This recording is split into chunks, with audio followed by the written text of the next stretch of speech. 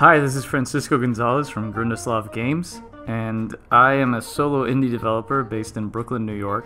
I've worked on several point-and-click adventure games. My first commercial release was A Golden Wake, which came out in 2014, followed by Shardlight, which came out in 2016, both published by Wadjet Games. And I'm currently working on a game called Lamplight City, which will be released on September 13th, 2018.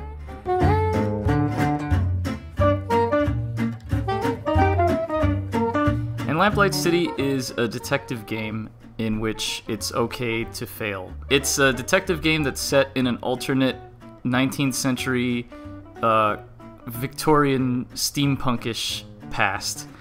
It's set in a city called New Britannia, which is nicknamed Lamplight City, a completely fictional city.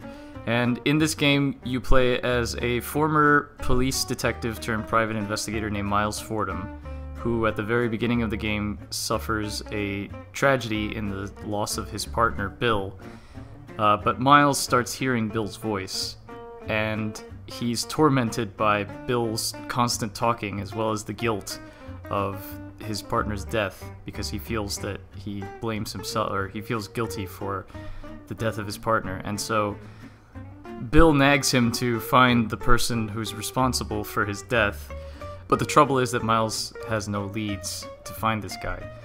So he spends his time trying to take on other cases, and he's getting help from a friend of his in the police that's giving him some less high-profile cases that either the police are not interested in, or she feels that he might be able to solve better than the police or quicker than the police.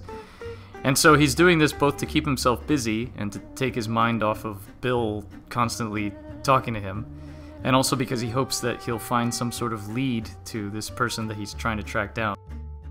And the reason I wanted to set the game in a fictional universe and a fictional city was because I didn't want to be too restrained by historical accuracy. What I did was, since the game was heavily inspired by the works of Edgar Allan Poe and Charles Dickens, and that sort of gothic, macabre sort of 19th century literature, I wanted to make a city that had all of the qualities of my favorite cities that were the settings for those particular time periods. So there's definitely some architecture in some areas that are inspired by New Orleans, which is a very sort of gothic 19th century city.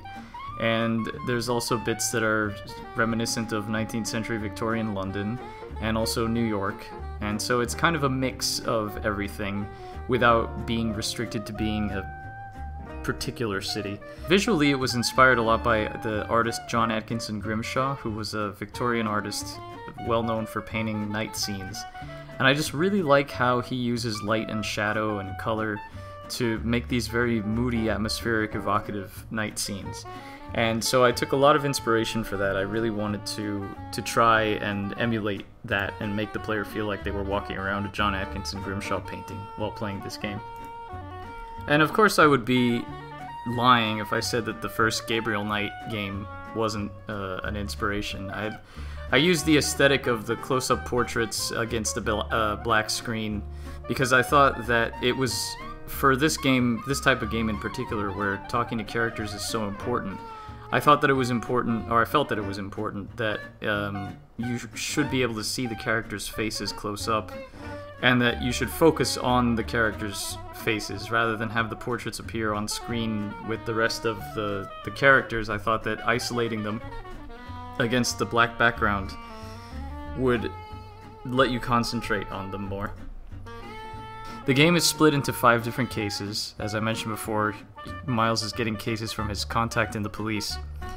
And the game is split up into these 5 cases, and each of these cases has multiple threads, multiple leads, and each case has about 3 potential outcomes or suspects. And so there are paths to follow to reach a conclusion to accuse each of these suspects. But in the course of the investigation, it's possible to mess up these paths and close them off, either by missing a key piece of evidence or not talking to a witness or insulting somebody so that they won't talk to you anymore.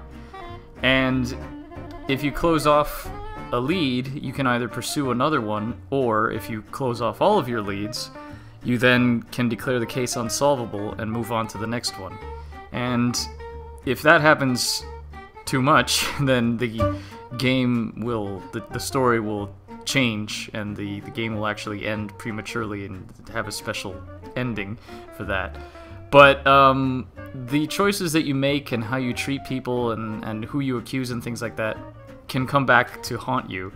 My goal with this game was to make a detective game where you actually felt like you were a detective and you felt like your investigation actually had importance, and not like other detective games where no matter what you do, it would always push you towards the right solution.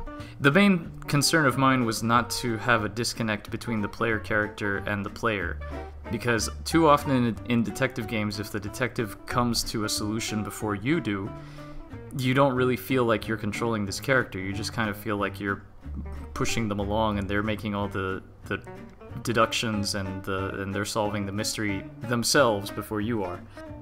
So Lamplight City also differs from other adventure games in that it doesn't have an inventory. And I actually took inspiration from the 1997 Westwood Blade Runner game for that.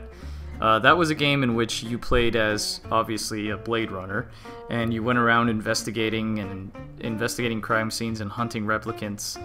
But that game didn't have an inventory. You would pick up clues, and you could sort of look at them in your Kia or Kaya interface, but you couldn't use the inventory items on any other things on the screen.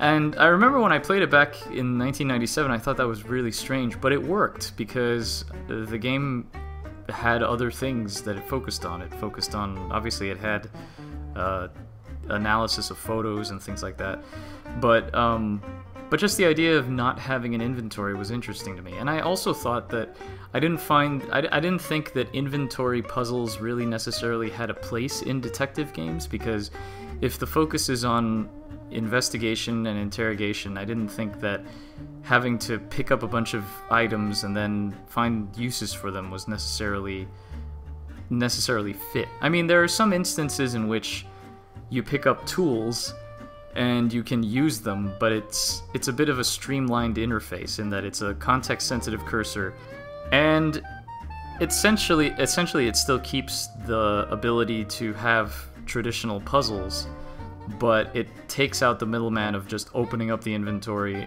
clicking the item on it, and it also removes the possibility of having to click everything on everything hoping that something will work, because that is probably the biggest immersion breaker, I think, in most point-and-click adventure games. So yeah, Lamplight City will be out on September 13th, 2018, for Windows, Mac, and Linux. And there may be plans to port it to iOS in the future, but nothing concrete just yet. But definitely a Linux, Mac, and Windows release initially. Thanks for listening to me talk, and hopefully you'll check out and enjoy Lamplight City when it comes